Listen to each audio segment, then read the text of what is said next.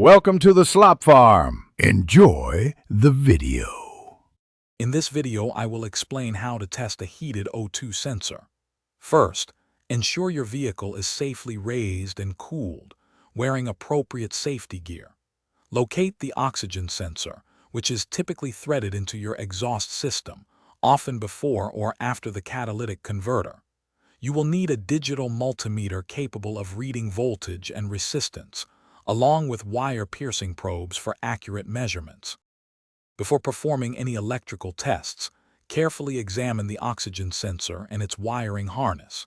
Look for any visible damage, such as melted insulation, exposed wires, or corroded connectors, which could indicate a fault. A heated O2 sensor typically has 4 wires. 2 power the internal heater, and the other 2 transmit the signal to the engine control unit. Referring to your vehicle's specific wiring diagram will help identify each function accurately.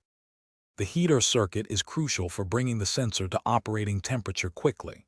First, disconnect the sensor and measure the resistance across the 2 heater wires using your multimeter. Expect a reading usually between 5 and 30 ohms. An open circuit or very high resistance indicates a faulty heater. Next, with the ignition on, check for 12 volts of power supply to the heater circuit connector from the vehicle's harness. To test the signal wire, reconnect the sensor and use wire-piercing probes to access the signal wire and a good ground point. Set your multimeter to read millivolts.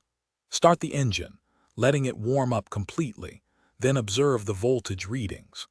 A properly functioning sensor will show a rapidly fluctuating signal, typically cycling between 0.1 and 0.9 volts, indicating proper exhaust gas measurement. Thanks for watching. Consider subscribing if we helped you today.